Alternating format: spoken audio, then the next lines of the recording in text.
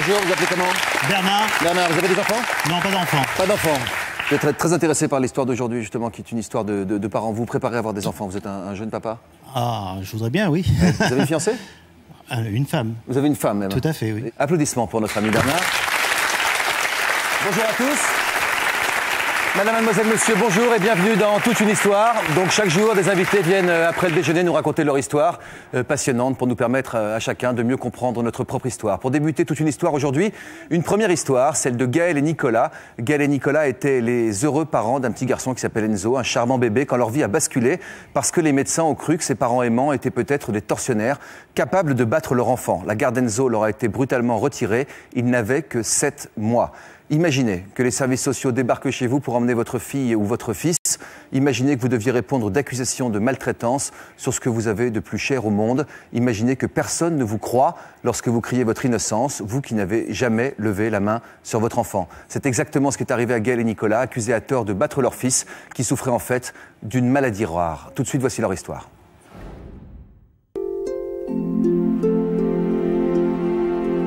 C'est en 2004 que naît le petit Enzo. Gaël et Nicolas sont parents pour la première fois, ils sont très heureux.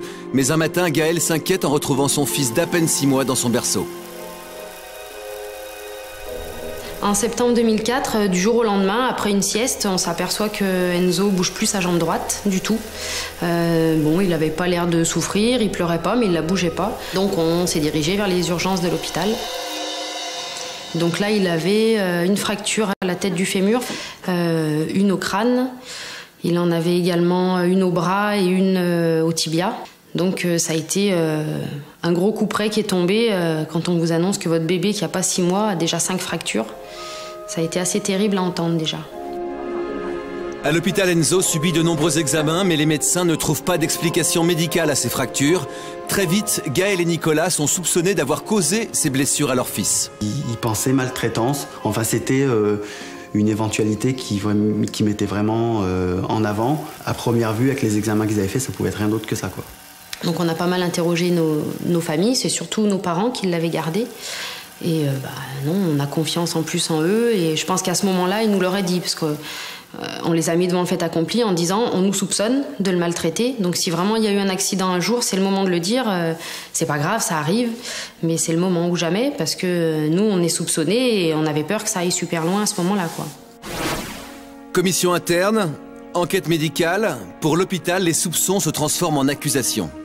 Ils nous ont dit, il y a une commission de maltraitance à l'hôpital tous les mois, donc on va étudier votre cas. On vous le cache pas, hein, on pense que Enzo a été maltraité.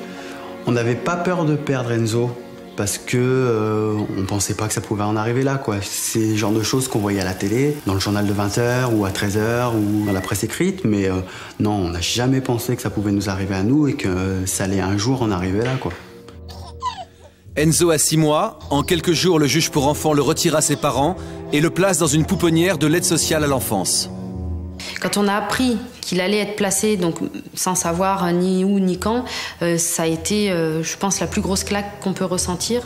On a pleuré, on a crié dans le bureau. C'était incompréhensible. On s'est vraiment cru dans la 4e dimension, quoi, en quelque sorte, en se disant je vais me réveiller. À ce moment-là, on n'y a pas cru. Est-ce que cette histoire peut arriver à tous les parents? C'est ce que vont nous expliquer Gaël et Nicolas, qui sont nos invités.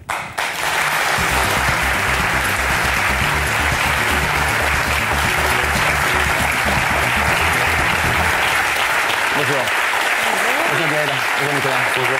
Asseyez-vous, j'en prie. Je suis bien content de vous voir soudés tous les deux après ce que vous avez traversé. J'imagine que ça a dû secouer. Ça ressoude. Ça ressoude? Oui. Ça secoue pas un peu au début dans le couple quand même? Si. Ah oui. Si. Quand même. Mais avec le temps, ça renforce les liens et ça fait du bien. Une fois qu'on a dépassé l'histoire. Voilà. Cette histoire qui est au passé aujourd'hui, mais que vous avez vécue, mais alors plein pot au présent. Quand on vous dit que votre fils de 6 mois a déjà 5 fractures, qu'est-ce que vous ressentez? Déjà un choc psychologique parce qu'on s'en est pas rendu compte, donc on s'en veut de rien avoir vu. Et puis après, l'inquiétude de se demander qu'est-ce qui a pu causer ces fractures puisqu'il n'est pas tombé. Donc, nous, on s'est tout de suite penché du côté médical en se disant, nous, on sait qu'il n'est jamais tombé, qu'il n'est pas battu, donc il a une maladie. Il avait quel âge sur cette photo-là? Et là, il n'avait pas 6 mois, c'est quand ils l'ont plâtré à l'hôpital. Pourquoi vous l'avez amené à l'hôpital? Vous vous doutiez quelque chose? Oui, il a arrêté de bouger sa jambe droite. Donc on est allé d'abord on a vu 2 généralistes. Oui. Qui n'ont rien trouvé. Qui n'ont rien trouvé de spécial. Qu'on pensait que c'était musculaire. C'était simplement un muscle froissé ou quelque chose comme ça. Ou un rhume de hanche. Ou un rhume de hanche, oui, oui. Et à l'hôpital?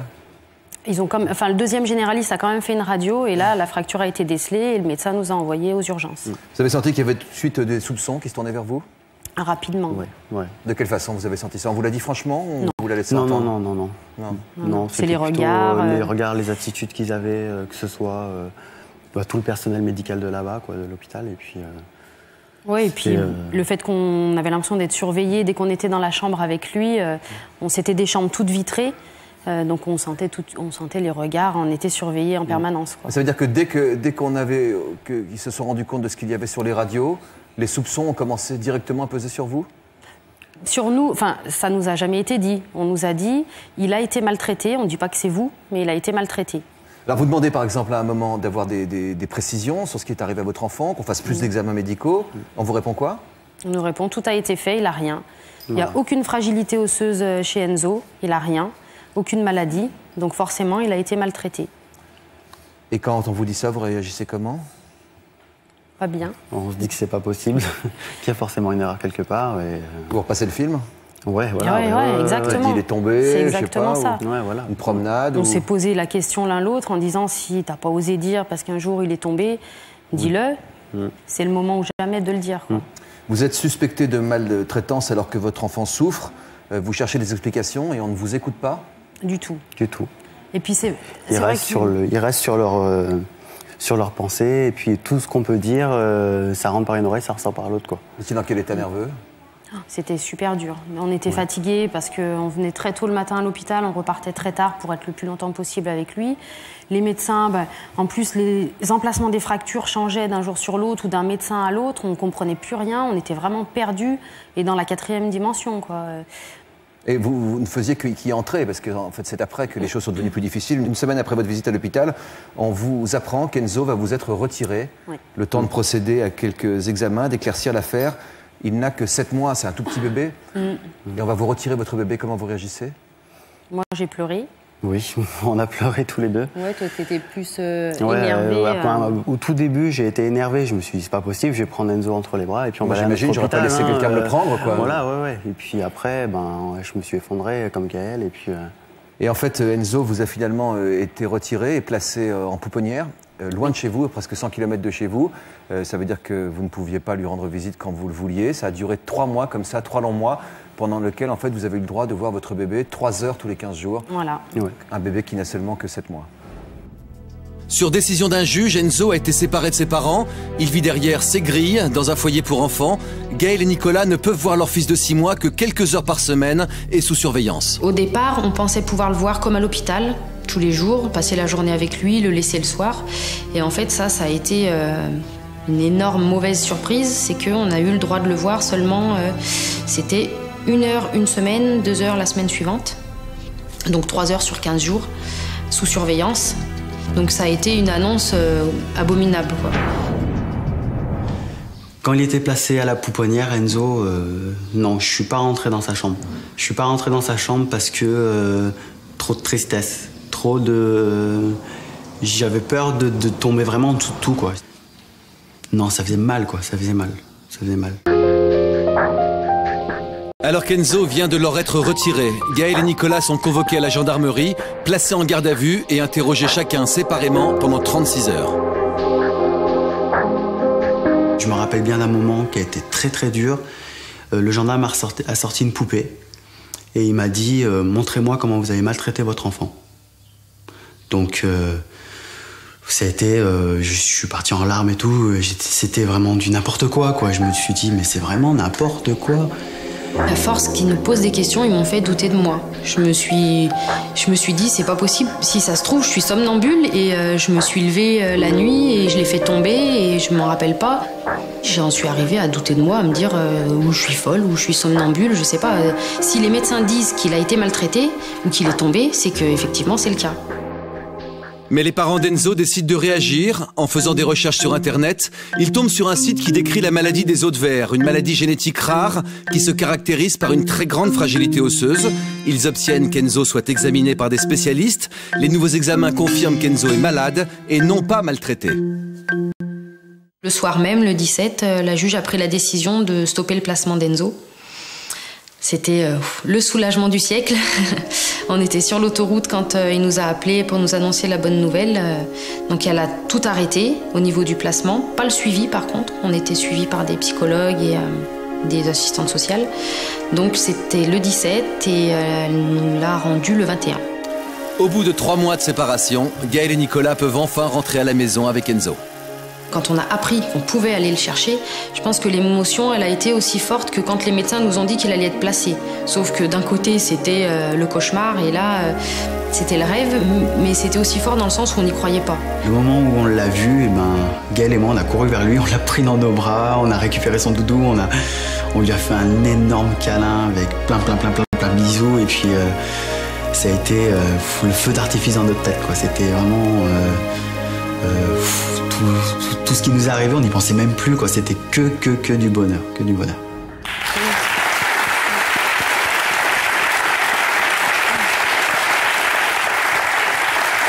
C'est bien de garder que les bons souvenirs de tout ça, mais vous m'avez dit pendant le reportage, Gaël, vous avez vécu vraiment l'enfer. Oui, les visites, c'était l'enfer. On essayait de rester fort pour lui en se disant s'il voit qu'on est souriant, donc on lui disait on se bat fort pour te récupérer. Mais dès qu'on ressortait, on s'effondrait dans la voiture. Une fois tous les 15 jours pendant 3 mois, c'est ça? Ouais. Donc ça veut dire, 6 fois pendant ces 3 mois. Sachant que le premier mois, on l'a pas vu du tout. Bon, on voit qu'il a bonne tête en tout cas aujourd'hui. Comment ça va, Enzo? Ça va, Enzo? C'est moi qui te parle, regarde, c'est moi sur le canapé. Ça va, tu es avec ta grand-mère. Joël, vous êtes très proche d'Enzo. Vous étiez déjà très proche d'Enzo à l'époque quand il n'avait que 7 mois. On ne vous accordait aucun droit de visite à la pouponnière pendant cette période. Comment vous l'avez vécu, vous, madame? Oh, c'est un beau micro, ça, Enzo, hein? Non, les grands-parents, on pensait avoir des droits en tant que grands-parents, mais les grands-parents, ils n'existent plus. Mais enfin, notre priorité, c'était la famille, quoi, alentour, c'était de les soutenir et puis qu'Enzo sorte. Donc, notre droit de visite, on l'a demandé, on nous l'a jamais refusé, mais toujours repoussé. En 3 mois, on l'a pas vu une seule fois. Et notre priorité, c'était de les aider à faire sortir Enzo. Donc on a cherché... J'ai l'impression que vous rattrapez le temps perdu depuis, non? Oui. Quel âge a-t-il, ce petit garçon? 2 ans, presque et demi. Oh là. Ça va, Enzo? Tu veux dire quelque chose dans le micro? Tu dis pas oui, toi tu dis ouais. Comment ça va, toi, Enzo? Oh, mais dis donc, t'es timide d'un coup. Tu veux plus parler? Vous avez toujours gardé confiance dans votre fille et dans votre gendre? Ou est-ce que vous avez eu des doutes, madame? Pardon pour cette question. Ma fille, absolument jamais aucun doute. Et le gendre, en revanche? Et j'ai pris ma fille à part. Et donc, j'ai eu une discussion avec elle parce que j'étais pas 24 heures sur 24 avec eux. Donc, automatiquement, on se dit toutes ces fractures, etc. Donc, on a toujours un petit doute. Et après avoir bien parlé avec elle... Qu'est-ce que vous avez dit à votre fille? Je lui ai demandé, je lui ai dit, est-ce que tu es sûr à 100% que Nicolas n'a pas pu avoir un geste, même si c'est pas un geste accidentel, même ça. Donc j'ai bien discuté avec elle. Ça n'aurait pas pu être votre fille, ça ne pouvait être que votre gendre, ça, le geste accidentel. Oui. Ouais. Vous avez senti de la défiance de la part de votre belle famille? Non, du tout. J'étais même pas au courant. Ah bon? Je viens de l'apprendre à l'instant. Vous avez d'autres choses à lui dire aujourd'hui pendant le journée? Non, mais c'est passé très vite et après, c'est sûr qu'on a au départ, c'est logique, hein, on a confiance dans la médecine. Donc on se pose des questions. Hein. Heureusement, toute la famille, le beau-frère, la belle-mère, le frère, toute la famille se mobilise. Mais la bonne volonté ne suffit pas toujours, évidemment, face au rouage de la justice. Gaël et Nicolas nous racontent comment ils ont réussi à retrouver leur enfant et enfin sortir de l'enfer. Quand vous voyez la tête qu'il a aujourd'hui, franchement, ça valait le coup. Juste après cette bande-annonce qui nous présente ce qui nous attend un peu plus tard dans cette émission.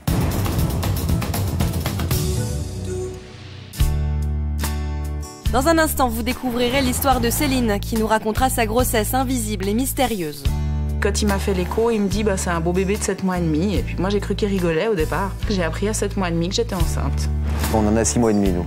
Quand je pose la main sur le ventre, ça bouge. Hein. Vous, ça bougeait pas? Si, mais j'ai pris ça pour des mouvements intestinaux, ça bougeait très légèrement. Non mais... j'ai vu passer une petite main devant l'écran et c'était Johan. Et après, c'était le plus beau jour de ma vie, quoi.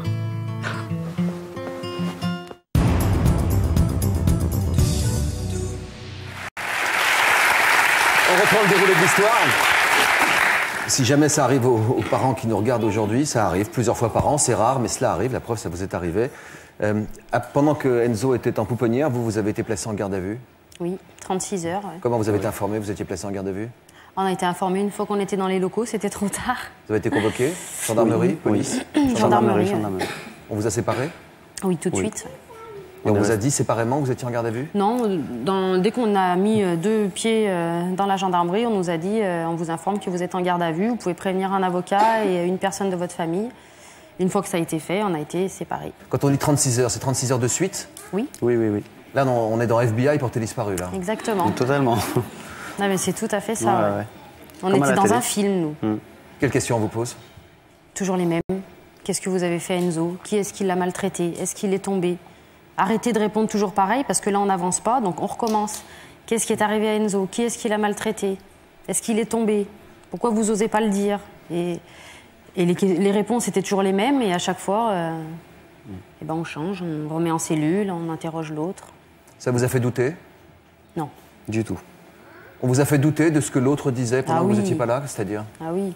Moi, on m'a dit, vous pouvez nous dire que vous êtes sûr à 100%, que vous n'avez rien fait à Enzo, qu'il n'est jamais tombé avec vous, mais vous ne pouvez pas dire ça de Nicolas, c'est pas possible. Il y a plein de moments où il était seul avec lui, donc vous ne pouvez pas être sûr de lui. Donc je leur ai dit, je suis dans une gendarmerie, si j'avais peur de lui, si j'avais pas osé le dire, c'est maintenant que je le dirais. Il est enfermé dans une cellule, je crains plus rien, donc je le dirai. Et vous avez senti que votre sincérité passait, que vous étiez comprise?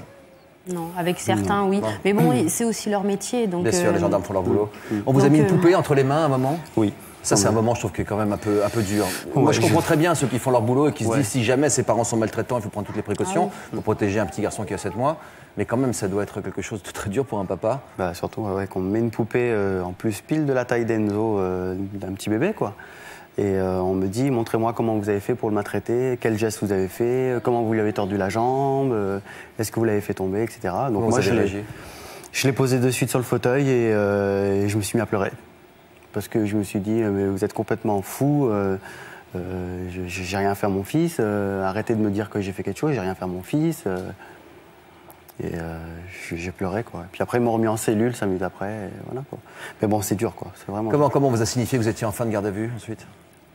C'est un appel au procureur, en fait, et ils expliquent la situation, où on en est des interrogatoires, et c'est le procureur qui décide de relâcher. Donc moi, j'étais toute seule avec eux quand ils sont venus en disant je suis désolée, mais il va y avoir incarcération. Le procureur a décidé de porter plainte, et dans les 2 secondes qui ont suivi, il me dit c'était une blague. Ah oui. Vous êtes libre, vous pouvez sortir. Donc et vous êtes partis tous les 2 ensemble? Oui. Combien de temps après vous vous êtes rendu compte qu'en fait Enzo était malade? Après, je n'arrive plus à me rappeler exactement Des la semaines? chronologie. Non. Non, c'est assez, je dirais, une semaine et demie. Oui. Et qu'est-ce qu'on vous a dit ce jour-là? Enfin, le diagnostic, non, ça a été beaucoup plus tard. Hein. Oui. Mais le fait que c'est nous, on a fait des recherches et on a trouvé une maladie qui cadrait exactement avec tous les symptômes, avec le fait que ça pouvait être confondu avec de la maltraitance. C'est une de vos amies qui a fait les recherches, voilà. Si je me souviens bien. Ouais. Elle a eu l'idée d'aller sur Internet, elle a tapé quelques mots-clés. Quels mots-clés? Voilà, elle a tapé fracture, maltraitance, confusion. Et elle est tombée tout de suite sur le site de l'association de l'ostéogenèse imparfaite. Qui est une maladie assez peu connue. J'ai donné la parole au docteur Gaveau-Glantin. C'est vous, madame. Est-ce que vous pouvez nous parler de cette maladie qu'on appelle également la maladie des os de verre, c'est ça? La maladie des os de verre, parce que la structure de l'os est trop fragile. C'est le tissu collagène de l'os qui est anormal. Pour imager les choses, imaginez du béton armé où il manquerait les armatures métalliques. Donc le béton va se tordre, se fissurer, se fracturer, et c'est ce qui arrive au squelette des personnes atteintes d'ostéogenèse imparfaite. Les signes vont être des fractures multiples avec des chocs minimes, voire pas de choc du tout. Il y a aussi d'autres signes, des atteintes de l'œil, des dents, différents types à différents degrés d'atteinte et qui ne sont pas toujours faciles à diagnostiquer. Enzo vous a été rendu il y a 1 an et demi maintenant. Ça va, Enzo, c'est toi dont on parle. Ouais. Vous avez tourné la page? Tu viens, Enzo? Viens. Tu viens nous voir? t'es grand. Oh, t'es grand. Donne la main.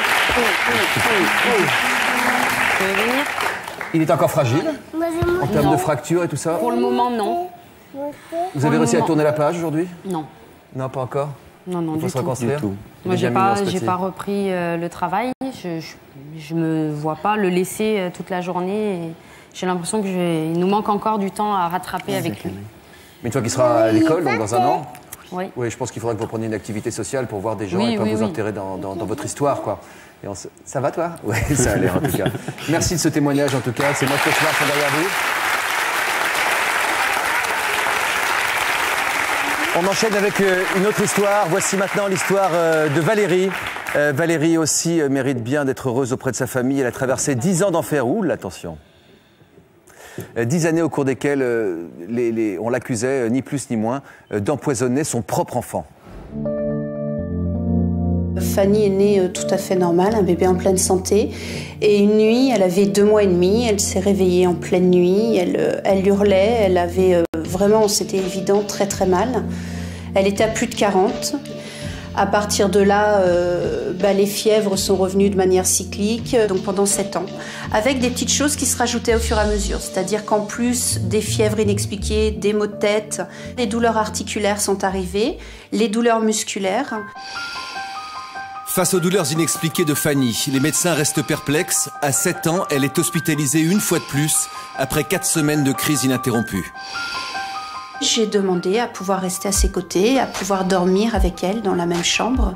Sur ce, le docteur est arrivé, m'a demandé de quitter la chambre en me disant que il y avait quelque chose de très louche sous cette histoire, qu'il voulait pouvoir prendre du recul avec Fanny et il me demandait de ne plus m'approcher de mon enfant. Les médecins me posaient des questions sur mes parents. Par exemple, si papa se douchait avec moi, si maman me donnait des choses à manger, si on m'enveloppait des choses autour du corps. Les médecins diagnostiquent un possible syndrome de Munchausen par procuration. Ce syndrome est une forme particulière de maltraitance qui pousse des mères à empoisonner ou provoquer des maladies sur leurs enfants pour attirer l'attention. Je pense sincèrement que pour une maman, il n'y a pas pire accusation que de provoquer du mal dans son enfant. D'autant plus qu'il faut quand même se rappeler que ça faisait 8 ans. 8 ans qu'on souffrait, que la famille souffrait. Entre-temps, les petites sœurs étaient nées et elles étaient malades pareil. Et c'est déjà terrible pour des parents d'avoir des enfants malades. On était déjà en souffrance, on était déjà affaiblis par tous les mois, cette maladie qui revenait. Et là, d'un seul coup, on vous dit que vous êtes la cause de la maladie. On vous dit que c'est vous qui provoquez ça. Pour moi, ça me semblait complètement aberrant qu'on accuse ma femme de maltraitance. C'était impossible. Demandez à Valérie et Jean-Luc de venir nous rejoindre. Venez. Ça va? Bonjour Jean-Luc. Je vous ai encore chargé d'émotions, Valérie, quand vous repassez tout ça? Oui, mais évidemment, c'est pas simple de revivre ça. En tout cas, merci de venir partager votre histoire avec tous ceux qui nous regardent, parce que ce dont vous avez été accusé, c'est ce qui est de plus terrible, je pense, pour une maman. Ça peut arriver à d'autres mamans, qu'elles comprennent ce qui peut arriver. On vous a accusé, en fait, d'avoir eu le syndrome de Munchausen par procuration. C'est un peu compliqué, dit comme ça, de quoi s'agit-il? En fait, c'est une maman qui va provoquer des souffrances, qui va empoisonner, ni plus ni moins, son enfant, ou alors lui provoquer des douleurs articulaires. Mais une maman qui aime son enfant? Ça, je peux pas vous dire. Dans quel but elle ferait ça, selon ce syndrome? Pour que l'enfant soit hospitalisé, en fait, à ce moment-là, on s'occupe d'elle. Parce que c'est une mère, en règle générale, qui est parfaite, qui est aimable. C'est Desperate Housewife, là, c'est Brie et compagnie. En fait, c'est exactement ce qu'on m'a reproché. C'est-à-dire d'être toujours maquillée, toujours aimable, d'être gentille aussi bien avec la femme qui faisait le ménage qu'avec les docteurs, d'être présente auprès de son enfant. C'est tout ça et ça fait partie du syndrome de Munchausen. On vous a reproché, en fait, d'être une bonne épouse et une bonne mère, à peu de choses près. Mais c'est exactement ça. On m'a dit que je donnais l'image d'une mère parfaite et que c'était pas possible. C'est pas vrai. Si, c'est tout à fait ça. Mais comment vous avez encaissé la nouvelle? Mal. Horriblement mal. En plus, on comprend pas. On se dit c'est une erreur, c'est pas possible. Et puis surtout à ce moment-là, la grande peur qu'on a eue, c'est qu'il ne soignait plus Fanny. Donc, puisque c'était moi la responsable, et pendant ce temps, Fanny continuait à être malade, et ses sœurs aussi. Qu'est-ce que vous avez ressenti? J'étais vraiment... J'étais complètement abasourdi, quoi. Je ne comprenais pas pourquoi on pouvait en arriver là sans avoir déjà dialogué avec un médecin, parlé avec ce médecin. Vous avez douté de votre femme, de votre magnifique Desperate Housewife? Non, non, jamais. Jamais? À aucun moment. Vous avez pensé que les médecins se trompaient? Oui, parce qu'en fait, après, on s'est renseigné sur ce syndrome de Munchausen, et ça ne correspondait pas du tout à ce que notre famille vivait sur une année. En quelques mots. Déjà, nos enfants, ils partaient en colonie. C'est-à-dire qu'ils quittaient... Alors que normalement, ce sont des enfants qu'on garde toujours tout le temps. avec soi, tout le temps. C'est des enfants qui ne vont pas aux anniversaires, qui ne sortent pas. Nous, elles partaient chez les grands-parents pendant 3 semaines. J'arrive pas à croire qu'il y a des mamans qui puissent empoisonner leur enfant simplement pour qu'on s'occupe d'elle. Ça Il faut être dans une grande détresse personnelle déjà pour arriver à ça. Ça existe, donc c'est pour ça qu'ils peuvent y penser. Je dois même dire qu'ils doivent y penser, les médecins, mais avant de le marquer, avant de porter ce diagnostic qui est complètement destructeur, je crois que leur rôle, c'est quand même de se renseigner, de poser des questions, de chercher. Il aurait parlé 10 minutes avec Fanny, seulement 10 minutes. Il aurait su qu'elle adorait faire du cheval, et quand est-ce qu'elle faisait du cheval? Quand elle allait en colonie. Fanny ne parlait que de ça, de ses colonies de cheval. Ça peut paraître anecdotique. Et le fait de partir en colonie, ça suffisait de prouver que vous ne pouviez pas l'empoisonner jour après jour, en tout cas. Tout à fait. Et en plus, elle avait fait des crises en colonie à 800 km de nous. Donc voilà, il aurait fait ce petit travail-là de communication avec Fanny. Il aurait su. Oui. En tout cas, les années passent et rien ne s'arrange. Incapable de poser un diagnostic clair, les médecins continuent de penser que vous, Valérie, vous maltraitez votre fille en tentant constamment de la rendre malade. Fanny a su qu'on avait suspecté sa maman de la maltraiter, et pour elle aussi, ça a été quelque chose... Ça me faisait de la peine parce que, au fond, moi, je savais que c'était pas vrai. Je comprenais vraiment à quel point, là, on était rentré dans quelque chose de compliqué, dans quelque chose de grave quand même, puis de sale. Accusée d'empoisonner elle-même sa fille, Valérie apprend qu'elle risque de se voir retirer ses enfants. Moi, c'est quelque chose que je ne pouvais pas envisager, c'est que les filles soient placées dans un foyer. Fanny avait 8 ans. Les deux petites avaient 3 et 2 ans. C'était pas possible d'être punies comme ça pour quelque chose qu'on n'avait pas fait. Bien décidés à ne pas être séparés de leur fille, Valérie et Jean-Luc mettent en place une stratégie audacieuse. À ce moment-là, on avait organisé un processus pour leur permettre de partir tranquillement. Donc on avait fait des petites valises pour chacune des filles qu'on avait déposées chez la voisine, et on avait fait un passage au niveau du jardin. On vivait dans la crainte à l'école, on vivait dans la crainte à la maison, on vivait tout le temps dans cette période-là à imaginer le pire, quoi, le pire. Si les policiers s'étaient présentés, Fanny et ses sœurs avaient pour consigne de s'enfuir chez la voisine. Pendant 2 ans, toute la famille était en alerte. On n'en pouvait plus, on était fatigués, on était usés par toute cette ambiance qu'il y avait autour de cette suspicion. Et entre-temps, le généraliste nous a rappelé, nous a donné les coordonnées de l'association de B7, parce que lui connaissait cette maladie et trouvait qu'il y avait vraiment tous les symptômes. En fait, en 1 semaine, parce que ça s'est joué vraiment sur 4 jours réellement, enfin, on avait un nom, on avait un responsable de toute cette souffrance. Et voilà, cette horreur de suspicion et puis de tout ce qui gravite autour, hein, parce que tout se salit autour, au niveau scolaire, au niveau des médecins, plus rien n'était... voilà, là on rentrait dans... entre guillemets, on redevenait habilité, on redevenait des parents normaux. Même lavés de tout soupçon, Valérie et Jean-Luc restent encore aujourd'hui très marqués par toutes ces accusations. On a vécu ça comme des blessures profondes qui se cicatriseront jamais. Le plus terrible, le plus difficile, c'est d'apprendre qu'on vous voit comme un monstre, que vous êtes suspecté du syndrome de Munchausen par procuration. Ça, c'est inimaginable, c'est impensable et c'est totalement destructeur.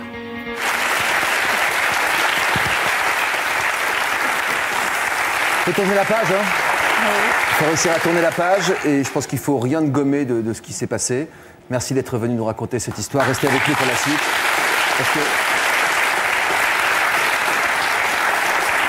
Merci pour Valérie et Jean-Luc. il le mérite largement, mais la détresse qu'exprime Valérie, toutes les mamans qui ont été accusées à tort connaissent à peu près les mêmes sentiments, ils ont traversé les mêmes choses, toutes les mamans comme vous sont totalement désemparées. Chaque année en France, plusieurs dizaines de parents sont accusés de maltraiter leurs enfants alors qu'ils sont parfaitement innocents. C'est ce qui est arrivé aux parents de Camélia, de Brandon, d'Antoine, de Lucas ou d'Enzo. Le pédiatre doit faire un signalement dans tous les cas où il suspecte une maltraitance ou des sévices sexuels. Pourtant, ces enfants n'étaient pas maltraités, ils étaient simplement atteints de maladies rares. Les bleus, blessures ou fractures sur leur corps ont été pris à tort pour des traces de coups. Je suis partie à l'hôpital avec mon fils, il s'était cassé le tibia et le péroné en jouant avec ma fille. 15 jours après, il s'est cassé le fémur. Devant des symptômes comme ceux-là, les médecins doivent faire un signalement. Un enfant est peut-être en danger.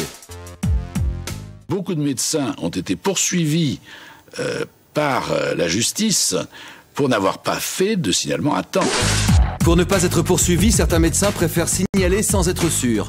Parce que son fils présentait de nombreuses fractures, Marie-Claude a vécu 15 mois d'enquête sociale. J'étais soupçonnée de battre mon fils. Et ça a duré 15 mois. Et après, on a eu un non-lieu. Pour les parents, ces accusations sont destructrices. Elle est vécue par son entourage proche et par les services sociaux comme une femme indigne, comme une mère indigne. J'avais l'impression que mes voisins, ils disaient elle se monte alors que c'est une mauvaise mère. Sur moi, surtout, ça a toujours une incidence parce que je me fais soigner. C'est très dur. Je n'arrive pas à m'en défaire. Il faut souvent des années pour obtenir qu'un enfant qui a été placé vous soit rendu. Devant de telles erreurs, certaines familles veulent obtenir réparation. Les parents de la petite Camélia sont les premiers à avoir fait condamner l'hôpital qui s'était trompé de diagnostic.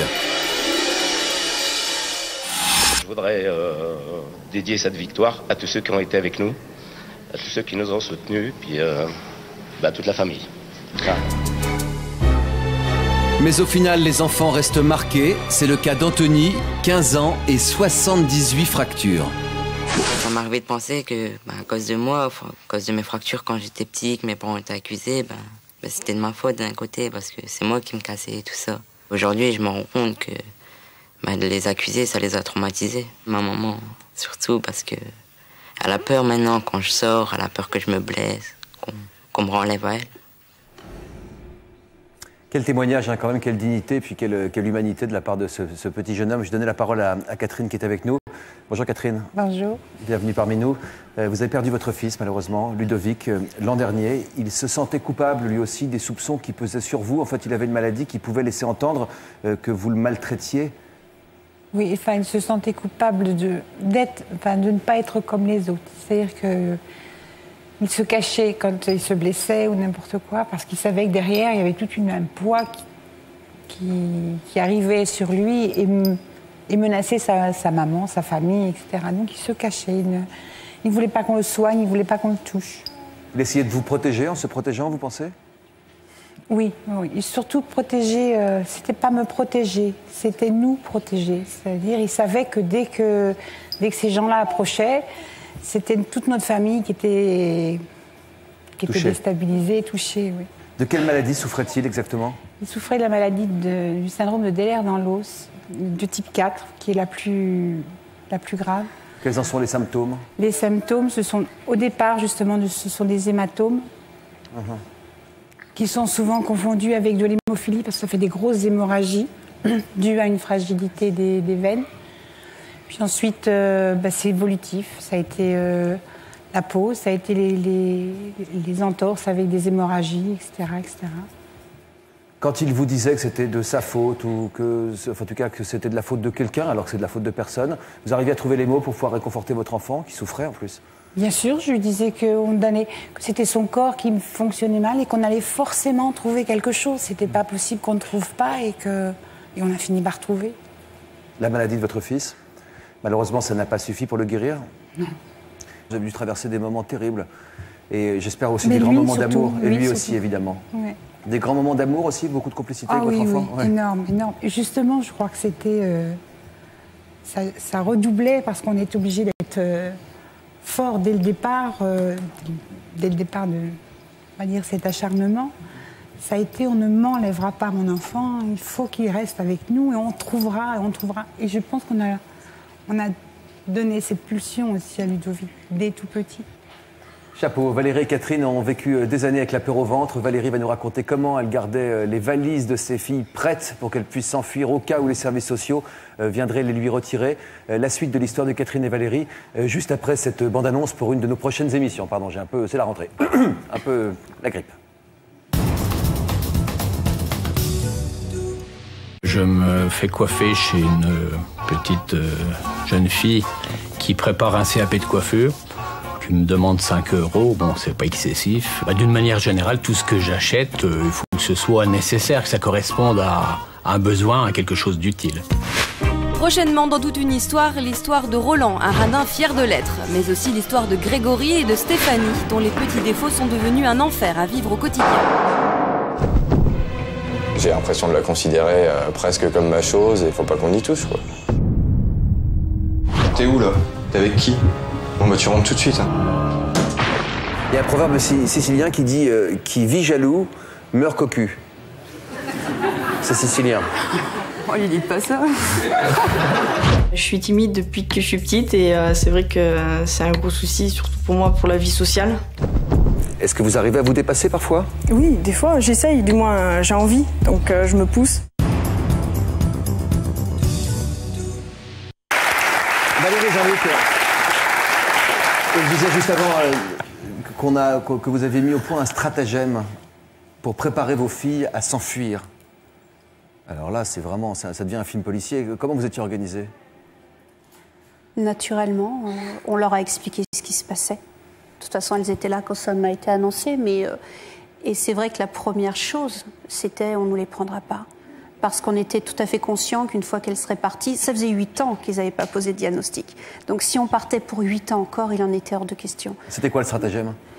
En fait, on a eu la chance d'avoir une voisine qui nous aidait depuis déjà pas mal de temps par rapport aux hospitalisations et garder les enfants quand on était à l'hôpital. Donc on lui a expliqué ce qui se passait. On lui a expliqué, oui. C'est important. C'est vraiment une des personnes qui n'a jamais douté, mais elle nous a cru parce qu'elle avait vécu ça avec les enfants. Comment elle s'appelle? Françoise. Bonjour Françoise. Ça a été un énorme soutien à Françoise, parce qu'en plus, elle a aussi pu être cette personne qui en parlait avec Fanny. Parce qu'à ce moment-là, Fanny, évidemment, était complètement déstabilisée. Et donc, avec Françoise, on a tout simplement un jardin en commun. Mais on en a parlé avec les enfants, on leur a posé la question aussi, par rapport à cette fuite, par rapport au fait qu'elles ne nous verraient peut-être pas pendant longtemps, qu'on ne pourrait pas les appeler. Elles savaient où est-ce qu'elles iraient, elles savaient avec qui, et on les avait préparées à ça, et qu'on irait peut-être aussi tout simplement en prison, puisque si on prenait le risque qu'elles ne soient pas amenées, immédiatement, évidemment, on se mettait en infraction. Alors ensuite, le diagnostic a pu enfin être posé, on a su ce qui était arrivé. Donc on a su que vous n'étiez pas la mauvaise maman dont on avait douté certains instants. Est-ce qu'on vous a présenté des excuses? Absolument pas. Dommage. Absolument pas. Je trouve ça dommage. Ça gâche rien, des petites excuses, un petit mot. Non, en disant pardon madame, on s'est trompé. Voilà, on a fait notre boulot, on a pensé que c'était un enfant maltraité, donc on a voulu le protéger. Ce n'était pas le cas, on vous présente nos excuses, ça n'aurait pas fait de mal. Non, puis ça aurait peut-être permis aussi d'avancer un petit peu. Bien sûr, plus vite en tout cas. Catherine, donc Ludovic est décédé l'an dernier, il avait 19 ans. Vous avez passé 10 ans à vous battre pour prouver son innocence, tout en l'aimant, tout en vivant avec lui. Quel regard vous portez aujourd'hui sur ces années de combat? Du gâchis. Un énorme gâchis et du temps perdu pour nous, quoi. Surtout que le temps était précieux. 10 ans sur 19 ans, c'était trop précieux. On a une photo d'ailleurs de Ludovic, on va en profiter pour lui faire un petit signe à ce garçon qui était plein de vie. Est-ce que vous avez l'impression qu'on vous a volé ce temps justement? Ah oui, oui. Qu'est-ce que vous avez envie de dire à tous ceux qui vous ont persécuté à tort pendant toutes ces années? Qu'ils doivent penser à être médecins avant tout. Avant tout. Le reste, c'est une histoire... Médecin, c'est-à-dire médecin par rapport à policier, par rapport à...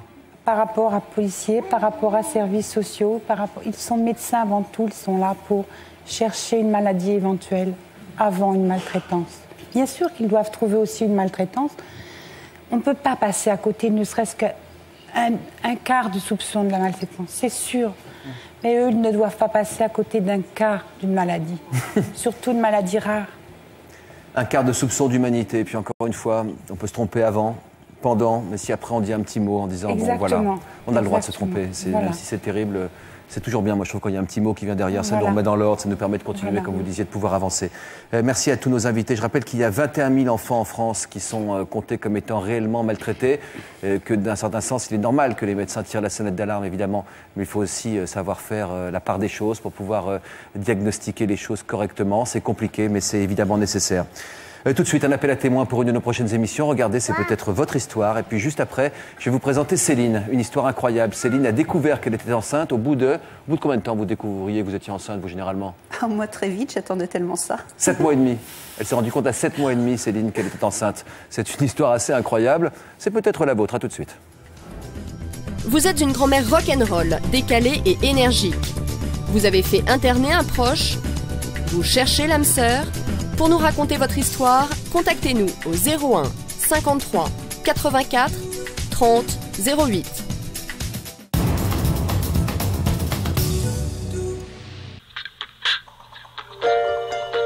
Demain, dans toute une histoire, l'histoire de Linga, un bébé orang-outan qui vient tout juste de fêter ses 1 an.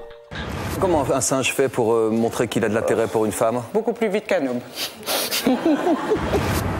Rencontrer l'amour à 16 ou 17 ans, c'est beau, mais papa et maman ne sont pas toujours d'accord. J'ai eu une sorte de coup de foudre pour Vincent. Pour moi, Christelle, c'est la femme de ma vie. Pour les relations intimes, c'est vrai qu'on a plus de possibilités chez lui parce que nous, déjà sa mère est beaucoup plus cool. Un jour, je suis rentrée dans la chambre et Christelle était toute seule, tout ça, et j'ai fait semblant de rien. J'ai ouvert la porte du placard. Je lui ai dit, tu vas, ça va bien, Vincent? Tu peux sortir. Et puis ce sera l'histoire d'Elise et Moon face aux questions du public. On dit souvent que l'humour est un véritable atout auprès des filles. J'aimerais savoir si ça a été le cas pour vous. Oui, bien sûr, mais tu sais, avec l'humour, on peut dire ses vrais sentiments. Si je caricature, c'est, tu sais, j'aimerais bien coucher avec toi. C'est de l'humour, évidemment. Mais t'as envie, sinon?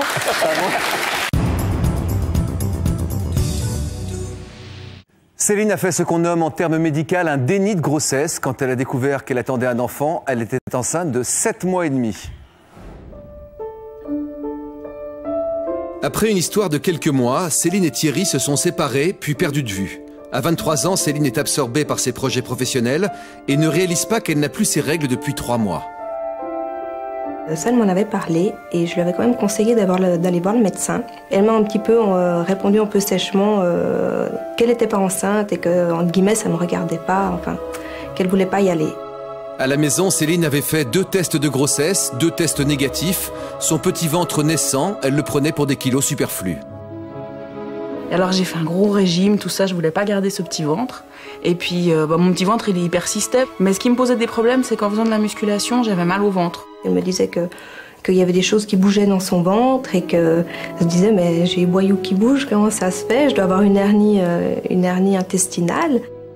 Et c'est là qu'elle a pris rendez-vous chez le médecin. Et puis quand il m'a fait l'écho, il me dit c'est un beau bébé de 7 mois et demi. Et puis moi j'ai cru qu'il rigolait au départ. J'ai appris à 7 mois et demi que j'étais enceinte. J'ai vu passer une petite main devant l'écran. Et puis voilà. Et c'était Johan. Quand elle m'a téléphoné, elle m'a dit je sors du médecin, je suis enceinte. J'ai éclaté de rire, je lui dis ah bon? Puis elle me dit ouais, 7 mois et demi. Voilà, l'imprévu, quoi. Mais elle était tout de suite contente. J'ai ressenti énormément de joie. C'était mon petit bébé, c'était un prolongement de moi. Et en une nuit, la grossesse de Céline devient visible. Un jour, elle pouvait mettre le pantalon, le lendemain, elle pouvait plus. Il s'est montré. Et puis, je me suis dit surtout qu'en fait, ce petit bonhomme, je l'aimais déjà. J'allais faire ma vie avec lui, que ça, j'étais prête à ça. Elle m'a dit que j'étais bienvenue, elle m'aimait beaucoup. Et puis c'est tout. Et après, c'était le plus beau jour de ma vie, quoi.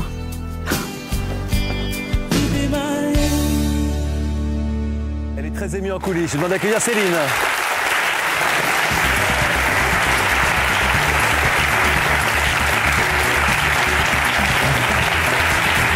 Comment Céline? Bonjour, voyez vos enfants? Vous êtes en famille ici? Ça va. Un peu d'angoisse? Petit peu. Vous repassez un peu le film, vous avez vu quand votre maman raconte l'histoire? Non, ma marraine. Ma marraine? Ouais. Qui vous dit, vous lui dites donc je suis enceinte de 7 mois et demi. Et voilà, je lui dis assieds-toi d'abord. Comment elle a réagi? Elle a éclaté de rire. C'est incroyable que ça puisse arriver, ça. Oui, mais je l'ai trouvé aussi. On ne se rend pas compte qu'on est enceinte pendant 7 mois et demi. Ça veut dire que vous aviez vos règles? Alors, je les ai pas eues les 2 premiers mois. J'ai fait 2 tests de grossesse et ils étaient négatifs.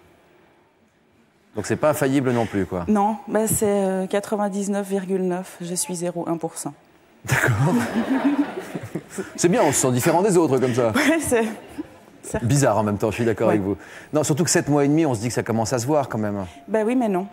En fait, tant que je l'ai pas su, ça s'est pas vu. Et quand j'ai vu que j'avais ce petit ventre et tout, j'ai fait un régime terrible, enfin, comme j'ai dit dans le reportage. Et en fait, j'ai perdu 12 kilos jusqu'à l'accouchement. Et quand j'ai appris que j'étais enceinte, le lendemain matin, j'ai dû aller m'acheter un pantalon de grossesse avant d'aller travailler. Ah bon, tout est sorti d'un coup? Ah, mais d'un coup. Je lui ai comme laissé s'il y avait eu sa un place impact psychologique. Ouais. Je savais qu'il était là, c'est bon, il fallait qu'il se montre. Vous avez pris combien de poids? Parce que normalement, à 7 mois de grossesse, une femme a pris entre 7 et 8 kilos. J'en ai perdu 12. Vraiment. J'ai jamais été aussi mince de ma vie. Enfin, vous voyez les photos, puis maintenant... Enfin... Je ne sais pas, je suis pas une femme, donc j'aurai jamais le plaisir d'être enceinte. Enfin, quand je parle de ma copine, je dis généralement on est enceinte. C'est plus global. Mais surtout quand je pose la main sur... Non, on en est à 6 mois et demi, nous. Quand je pose la main sur le ventre, ça bouge. Hein. Vous, ça bougeait pas? Ben si, mais j'ai pris ça pour des mouvements intestinaux, ça bougeait très légèrement. Non mais... Quand je fais la différence entre... Après, j'ai eu donc la grossesse de ma petite fille. Ah, celle-là, vous le saviez? Alors, celle-là, je le savais, c'était OK. Alors là, j'ai senti. Mais c'était pas pareil pour Johan, c'était pas aussi fort. Je pense que le psychisme joue beaucoup aussi. Enfin, j'ai l'impression. Quelle était votre réaction quand le docteur vous annonçait que vous étiez enceinte? D'abord, j'ai cru qu'il plaisantait, en fait. Je lui ai d'ailleurs dit que c'était très rigolo. Puis quand j'ai regardé dans l'écran, au début, on voit pas grand-chose, surtout qu'à 7 mois et demi, le bébé est gros, donc on voit vraiment pas grand-chose. Oui, plus c'est gros, moins on voit, en fait. Voilà, hein, tout à fait. Et là, j'ai vu passer la petite main de Johan qui m'a fait comme un coucou dans le monitoring. Alors, ça vous a fait quoi, ça? C'est incroyable. J'ai dit, je t'aime déjà, t'es le bienvenu. T'es le bienvenu? Ouais. Laurence, bonjour, vous êtes gynécologue, Laurence. Est-ce qu'on peut expliquer en quelques mots comment on peut être enceinte sans grossir? Comment on peut être enceinte tout en conservant ses règles? Comment on peut être enceinte sans s'apercevoir qu'il y a un petit monstre qui bouge en nous? C'est très particulier. C'est vrai que c'est le corps qui suit le psychisme en ne se croyant pas enceinte, et le corps suit l'absence de symptômes, et tout est rationalisé. C'est-à-dire l'absence de règles, on dit que c'est un phénomène de stress, la prise de poids, c'est peut-être un manque d'exercice physique, les mouvements, on dit que c'est un ballonnement, donc tout est rationalisé, et c'est vrai que le psychisme joue à ce niveau-là quelque chose de très important. Et quand on dit que le lendemain, après avoir eu l'information, le bébé, hop, il s'installe dans toute sa splendeur, c'est possible? Tout le déni est levé et tout le corps se remet en place par rapport au terme de la grossesse à 7 mois, si c'était à 7 mois. Ça s'appelle le déni de grossesse, ça signifie qu'en fait on occulte sa grossesse. Voilà, c'est une non-reconnaissance. C'est pas très fréquent. Ça arrive quand même. Hein. Ça arrive, c'est pas si rare que ça, mais bon, c'est à peu près 600 à 1800 cas par an. Ah, c'est pas mal quand même. Hein. Ouais, c'est quand même quelque chose. Vous avez déjà rencontré des jeunes filles qui venaient chez vous sans savoir ce qui leur arrivait? J'ai eu 2 cas comme ça. J'ai eu 2 cas comme ça de déni de grossesse ou de non-connaissance de grossesse. Et donc, c'est vrai que c'est assez particulier. Alors, lorsque vous apprenez que vous allez devenir maman, que vous êtes presque maman, ça vous touche encore, vous vous êtes séparé du père de votre fils depuis plusieurs mois. Là, il faut bien l'appeler, ce monsieur, pour lui donner la nouvelle. Regardez. La première nuit à la maternité avec Johan, je me suis dit que c'était pas possible de pas avertir le papa. Parce que déjà, Johan avait le droit de savoir qui était son père. Et puis le papa aussi avait le droit de savoir qu'il avait un petit garçon. Et puis je me disais surtout en fait que le jour où Johan il serait un petit peu plus grand, avec les petits copains en discutant, puis toi ton papa, et lui, je sais pas qui c'est, et je pouvais pas faire ça. Je l'ai appelé, je lui ai dit voilà, c'est Céline, il m'a tout de suite reconnue. Au moment où j'ai pris le téléphone pour l'appeler, pour l'avertir, j'avais une très très grosse boule dans le ventre, ça tournait dans tous les sens. J'avais super peur de sa réaction en fait. Soit ça pouvait être positif, comme ça pouvait être négatif, j'avais aucune idée. Et puis je lui ai dit, j'ai quelque chose à t'annoncer qui va transformer ta vie. Il m'a demandé si j'étais malade, je lui ai dit non. Alors tout de suite il m'a demandé c'est une fille ou un garçon. Et puis je lui ai dit, voilà, c'est un petit garçon, mais je te demande rien, je veux juste que tu saches qu'il existe. Et lui m'a répondu que il avait envie de connaître son petit garçon, qu'il avait envie de venir. Et ils ont fait connaissance, et ils se sont regardés très très longuement. Et puis Johan a fait son premier sourire à son papa.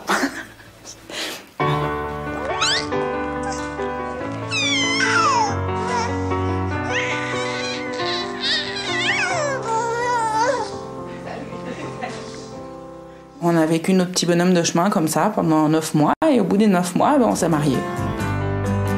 Alors, c'était le deuxième plus beau jour de ma vie. Johan est le fondateur de notre histoire. C'est lui qui a fait qu'on se retrouve. Et c'est grâce à lui si on a construit notre famille, en fait.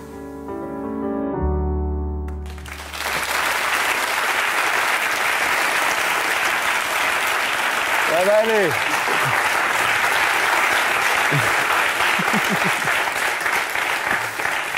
C'est d'être un moment incroyable pour vous quand même quand vous l'appelez, parce que vous ne savez pas quelle va être sa réaction en fait. Non.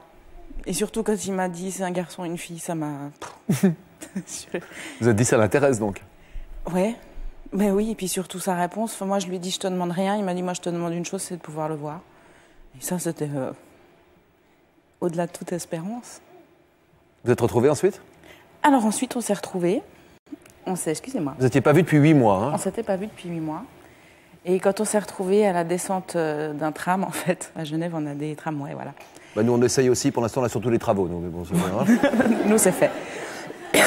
Pardon. Et quand on s'est retrouvés à la descente du tram, moi, j'avais Johan en porte-bébé. Et quand je l'ai vu descendre du tram, le coup de foudre. Le coup de foudre? Le coup de foudre numéro 2. Mais encore plus parce qu'il y avait... Le remake, c'est plus fort. Ouais. Un bon numéro 2, c'est bon. C'est vrai. Et ensuite, on est allé dans un petit café, il a pris Johan dans les bras, et puis Johan a fait sa première risette volontaire à son papa, alors là, ça m'a... Oh là là là là. Ça glisse, ça, parfois, oui. C'était il y a combien de temps, ça? C'était il y a bientôt 7 ans. Au mois de novembre, ça fera 7 ans. Vous pouvez réagir sur notre site internet à toutes ces histoires, des questions, des encouragements, des témoignages. Nous ferons suivre évidemment à tous nos invités. Demain, d'autres invités viendront nous raconter leur histoire. Pourquoi pas vous? À demain. Au revoir.